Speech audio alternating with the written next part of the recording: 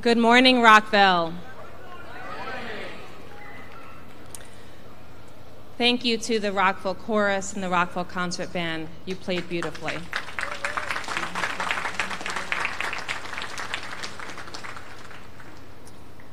Welcome to the 80th Annual Rockville Memorial Day Ceremony. My name is Monique Ashton, Mayor of Rockville, and on behalf of our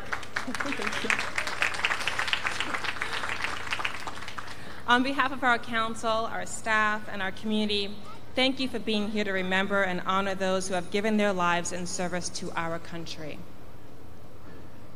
I also wanted to do a double thanks to our staff. They've been working all weekend to make sure that we had a Rockville party and a solemn dedication in honor of those who have fallen and dedicated their lives to us.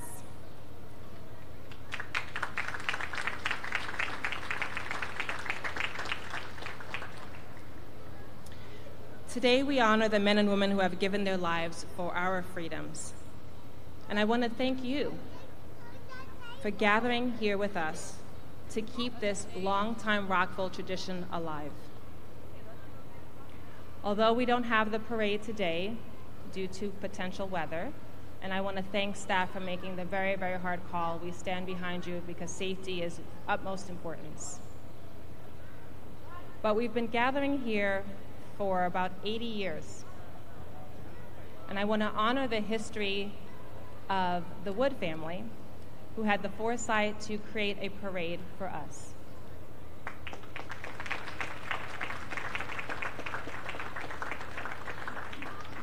William Wood started a parade. He was a bugler, as I understand it, and he wanted something to celebrate our community as well as those who have served our country.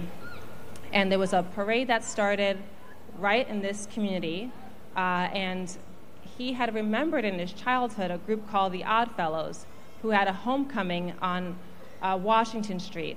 It was part of the African American community, and he sought to bring it back because he wanted to bring something that we could all be proud of and that we could all celebrate right here in our city.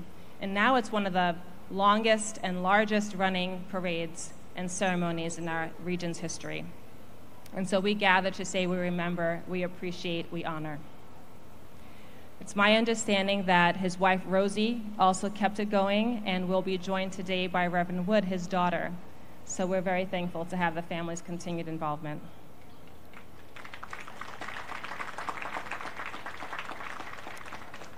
This ceremony, as well as the 2 days we just concluded, celebrating our community at Hometown Holidays Music Fest, allows us to connect with friends and family to create the Rockville that we cherish.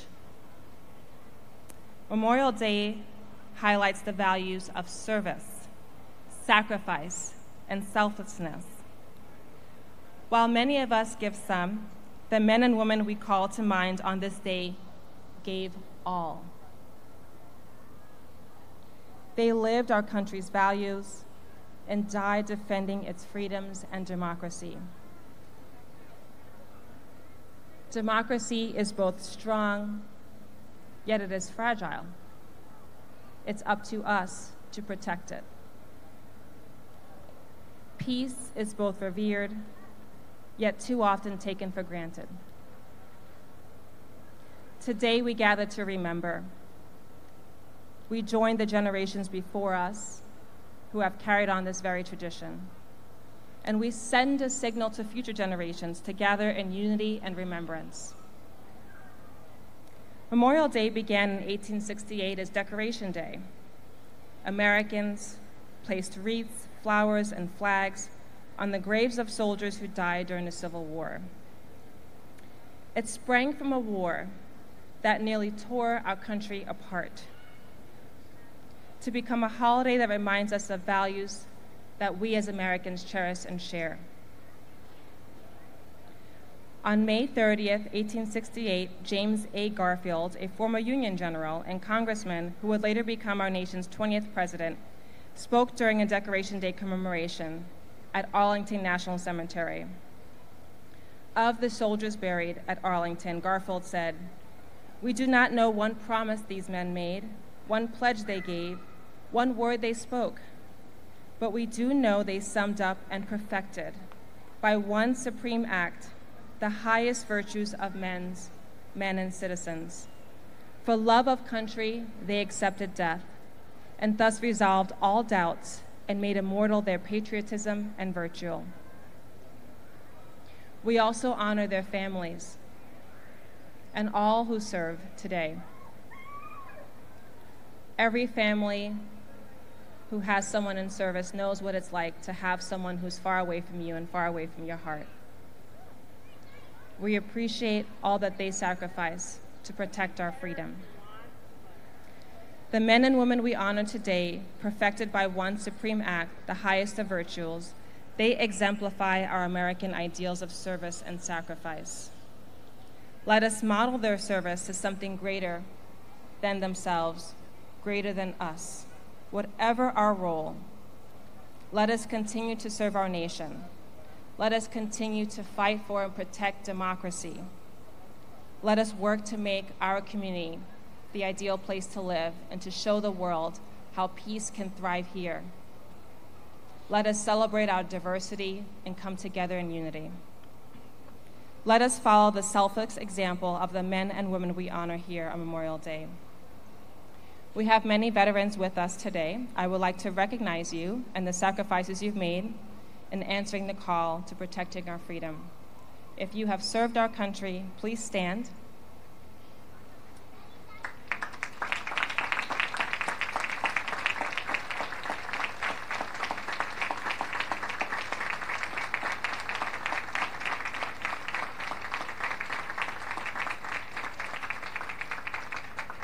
Thank you all for your service. May God bless America. May God bless Rockville. We'll be having the presentation of colors by the Rockville City Police Honor Guard, who will present our nation's colors today. Ladies and gentlemen, please stand for the presentation of colors.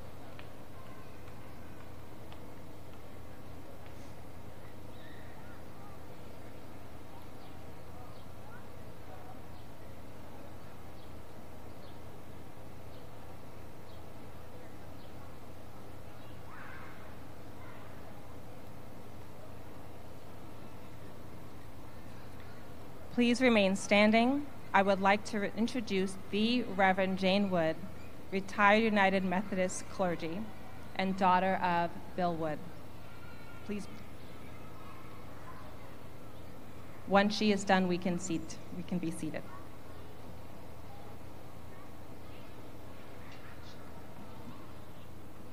Let us pause for a moment of silence.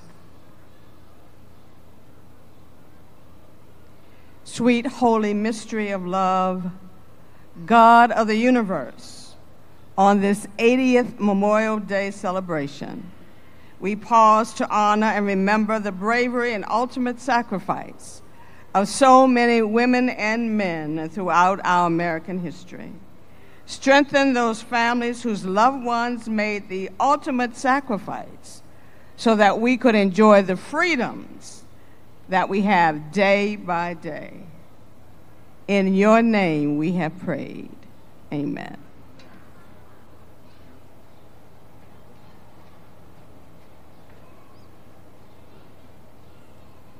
Please be seated.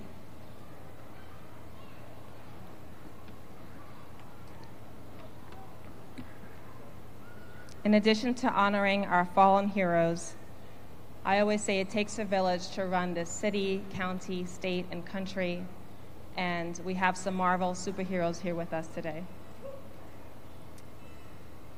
It is now an honor to welcome some of our special guests. I'm joined by our esteemed council, the most diverse council in Rockville's history. I'll start with Councilmember Kate Fulton.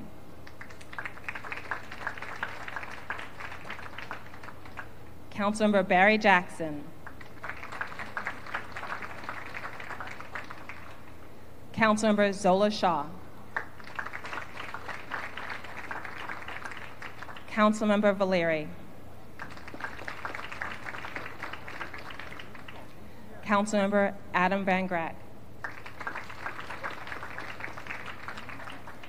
And Councilmember Dr. Miles.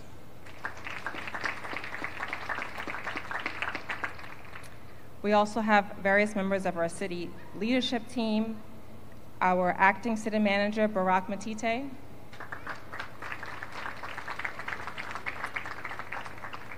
city clerk director, council operations, Sally Taylor Farrell,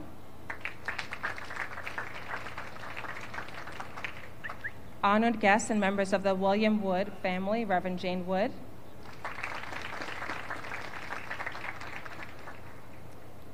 Defender of Democracy, Congressman Jamie Raskin.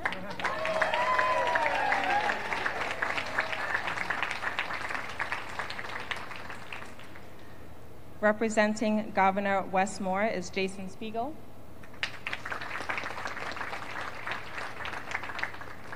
State Senator Cheryl Kagan. She's our senator. Welcome, State Delegate and former council member Julie Polakovich-Carr. State Delegate Ryan Spiegel. State Delegate Joe Vogel. I know County Executive Eldridge was going to be here, but we'll wave to him as he comes. Montgomery County Council Member and lead for our district, Sidney Katz.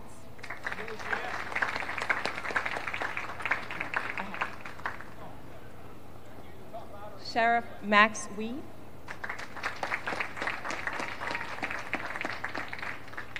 Former state delegate and now Commissioner Kumar Barve, and he has a sign that he wants to show everybody.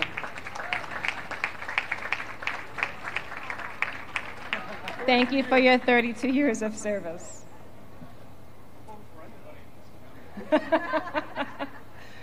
We also have Jennifer Hosey, who's part of the Maryland Democratic Party.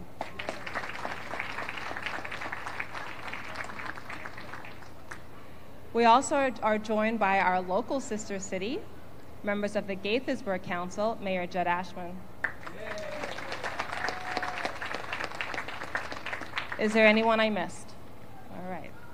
Not easy, but thank you all for coming out. We really appreciate you being here. I know there's a lot of places you could be, but it's so important that we come together in unity today. And now we'll hear from Mr. Spiegel, who will share Governor Westmore's proclamation in honor of Memorial Day in Rockville.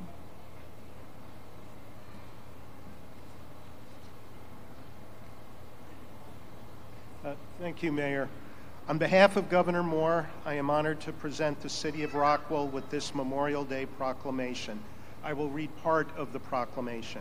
On Memorial Day, as throughout the year, we honor and pray for the men and women in uniform who answered the call of duty to maintain the security of our country and the liberties we hold so dear. And all citizens of Maryland, united in our solemn respect, shall pay homage to those who gave their last full measure of devotion in service to our nation so that we might continue to enjoy the freedoms we so deeply cherish. Now, therefore, I, Wes Moore, Governor of the State of Maryland, do hereby proclaim May 27th, 2024 as Memorial Day in Maryland and do commend this observance to all our citizens. Signed, Wes Moore, Governor of Maryland.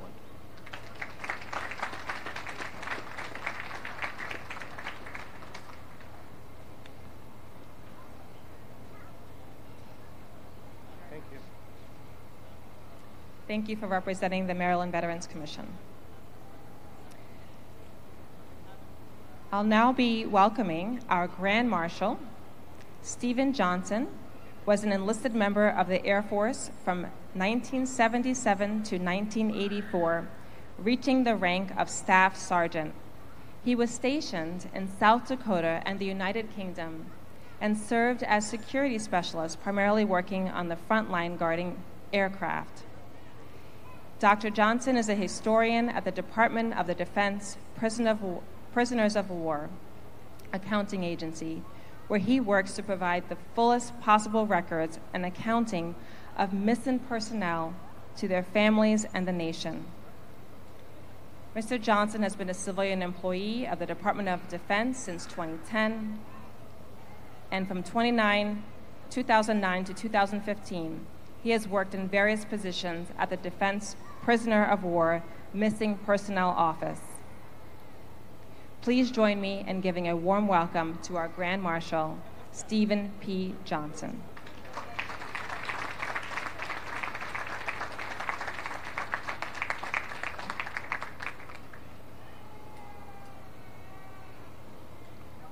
Thank you, Mayor Ashton.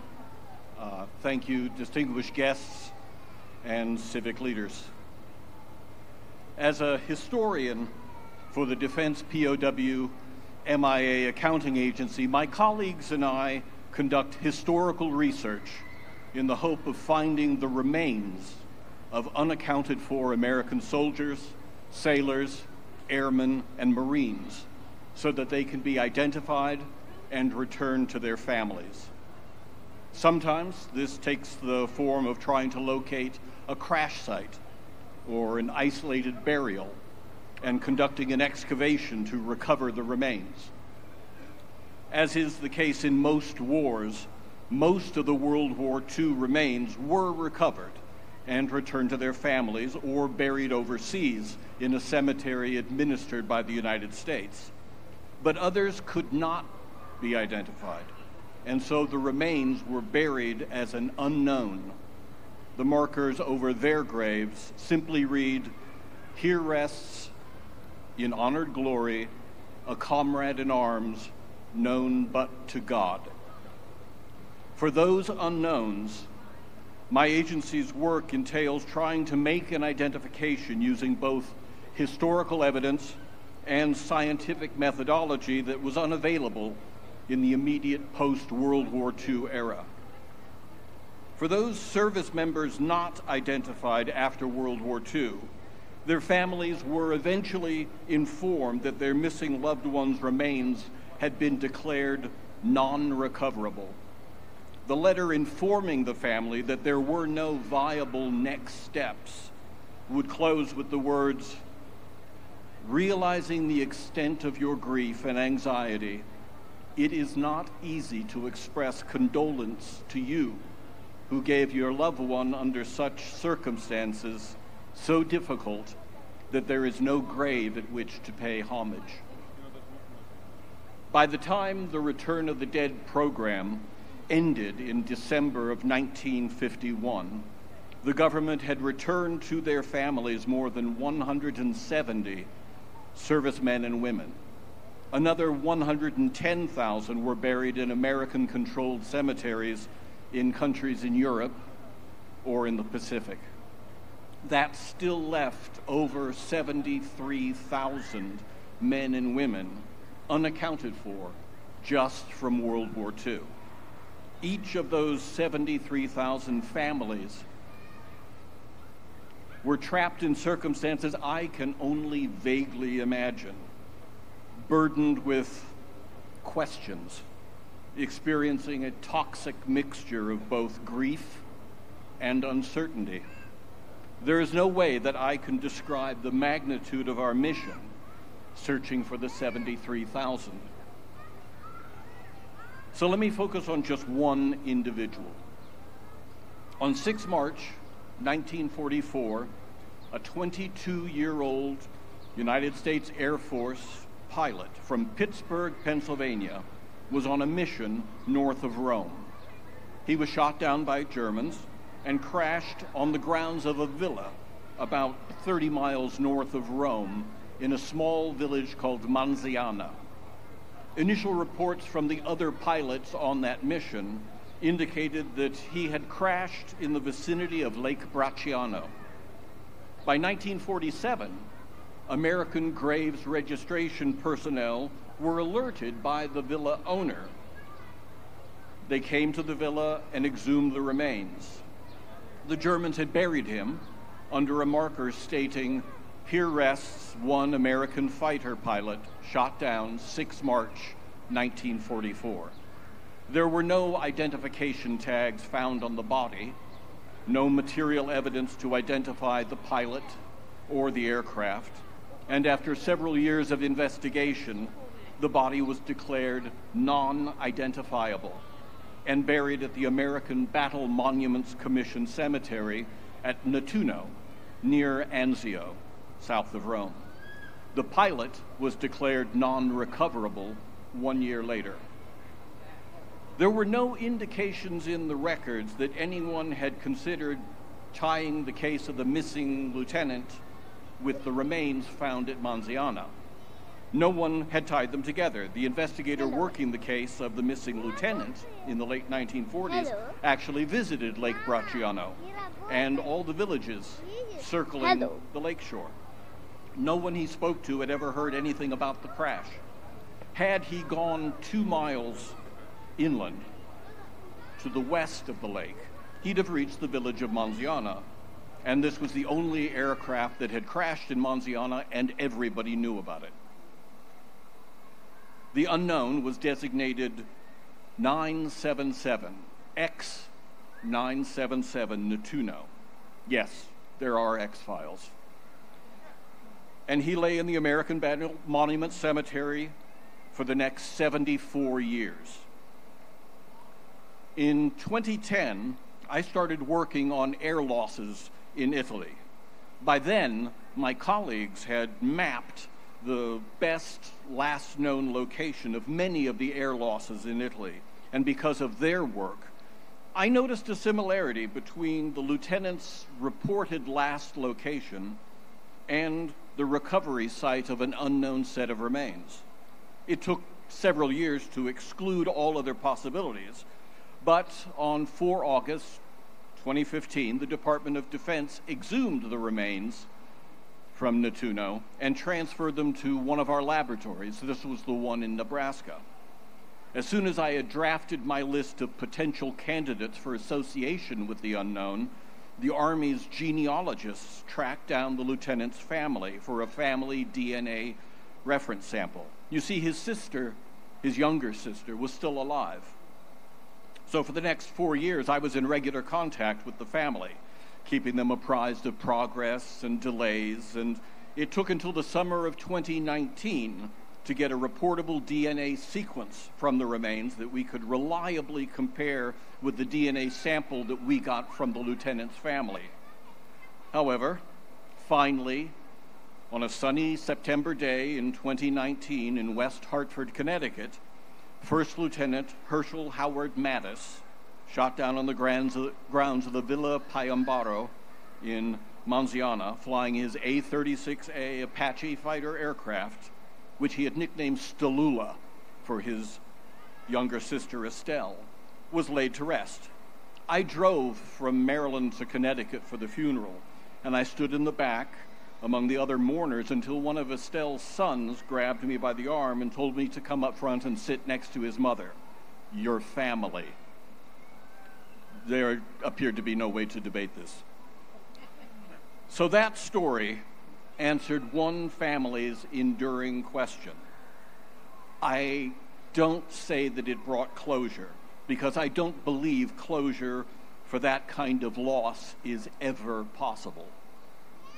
But allow me to close by asking you to keep the families in your thoughts this Memorial Day, the 72,078 World War II families, the 7,471 Korean War families, the 126 Cold War families, the 6 Gulf War and Libya families, and the 1,576 Vietnam War families, still awaiting the return and identification of their missing loved one. As a point of comparison, the current population of Rockville is approximately 66,000 people. The total number of missing from past conflicts from World War II to now is 81,257. The numbers are overwhelming.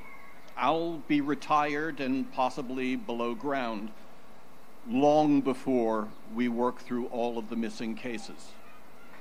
I'll never see this project end. I think of these as my boys. The vast majority of the missing were young men between the ages of 18 and 25. Less than half were married. Less than half of those had any children. In a real sense, they died for our freedoms before their lives had a chance to start. Thank you very much.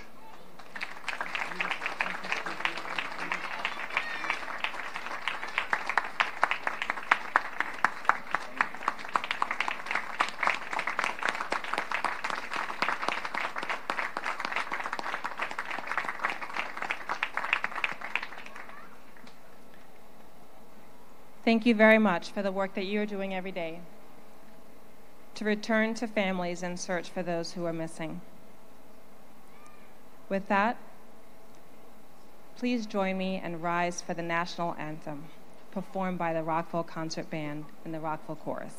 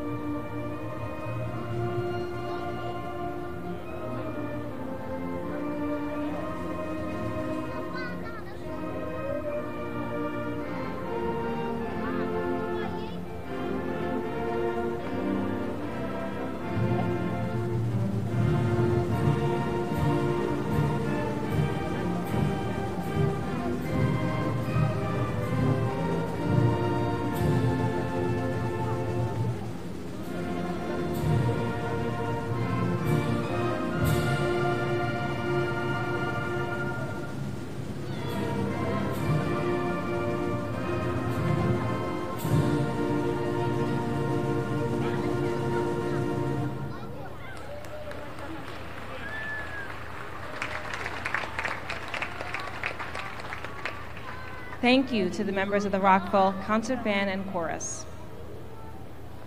I'm glad you were able to be louder than my voice, at least. I heard some really beautiful voices up here. I'd like to introduce Randy Phillip, Commander of the American Legion Post 86, who will conduct the wreath-laying ceremony. I would note that the American Legion has a long history of supporting us here in Rockville for our Memorial Day, and we appreciate you coming back each and every time. Please stand once again.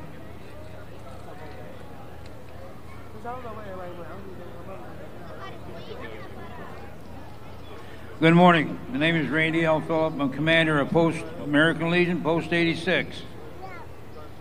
All right, we're going to do the wreath laying. American Legion, Post 86.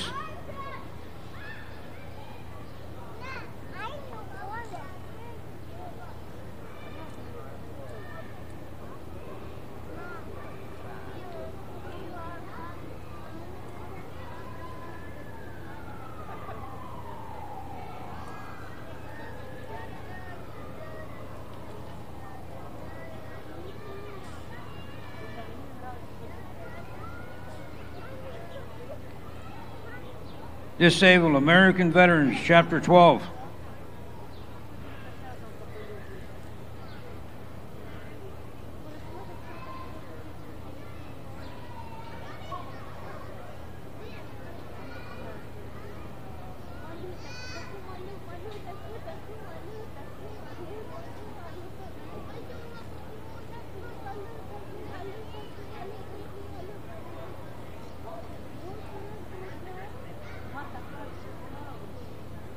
Washington, Rockville, Elks Lodge, 15.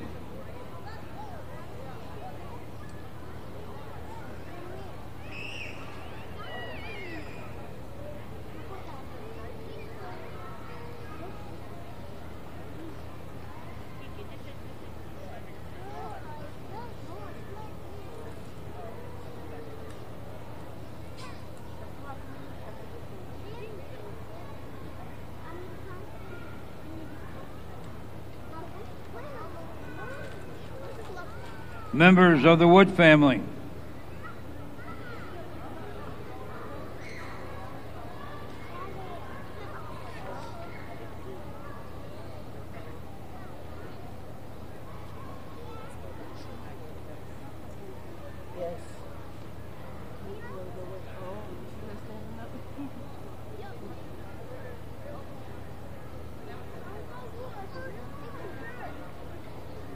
American Legion Auxiliary Unit 86.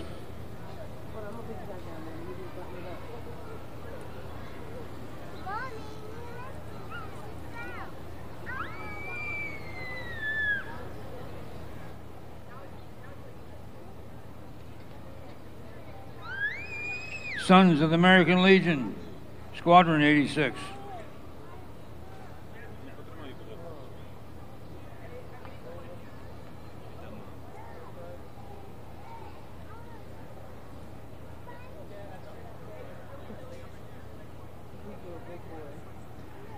American Legion Riders, Post 86.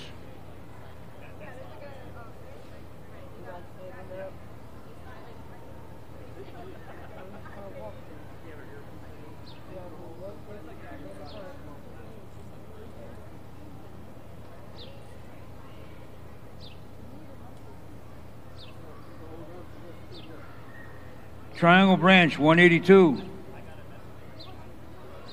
Fleet Reserve Association.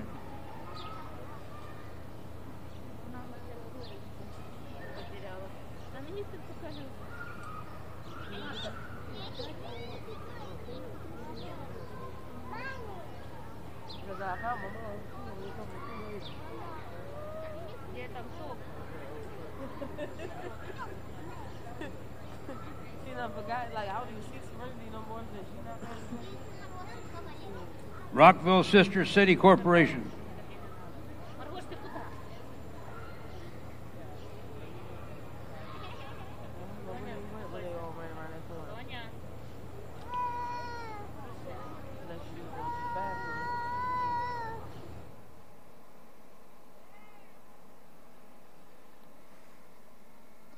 Military Officers Association of America, Montgomery County.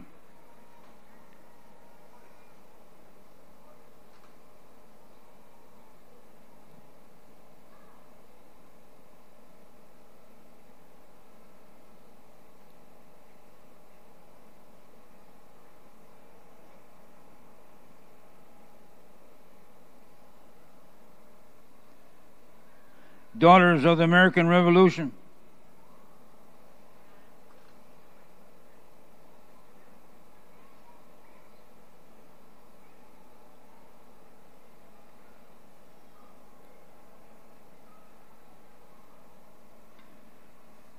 Marine Corps League Sergeant Jack Hessian Jr. Detachment 1428.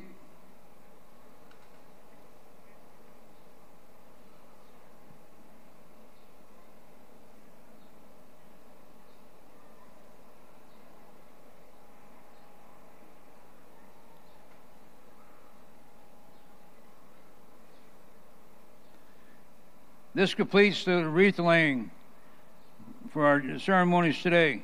One thing I want to make an announcement. At 12:30 this afternoon, open house at the American Legion, Post 86. We're located on Vers Mill Road behind the Dairy Queen. Everybody is invited. Hope to see everybody there. Thank you.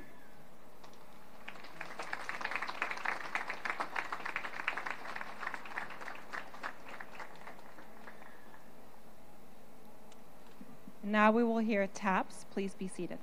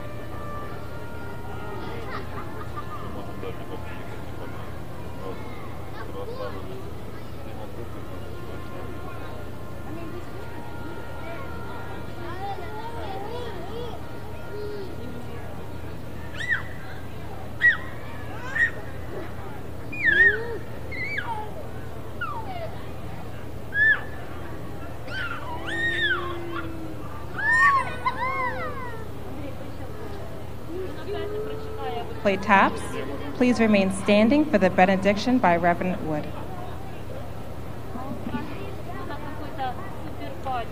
Let there be peace on earth, and let it begin with us. Go now and love thy neighbor as thyself. And may the Alpha and Omega, the first and the last, the beginning and the end of the universe, grant us mercy, love, and grace.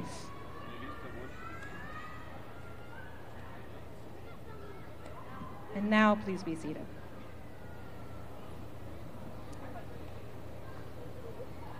Thank you for taking part in the 80th Memorial Day ceremony.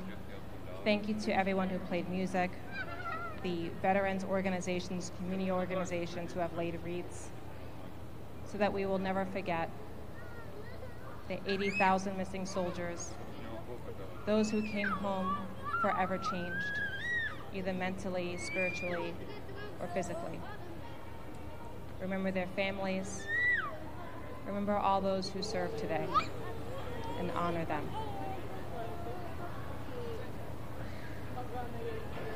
You know that the Memorial Day Parade is canceled due to the forecast of severe weather. I know that there has been a lot of weather events around the United States, and I appreciate staff's efforts to maintain safety. However, as you know, you are all invited to the American Legion at 12:30. As a special treat, the Rockville Concert Band and Chorus will perform a few extra songs to help us close out the ceremony.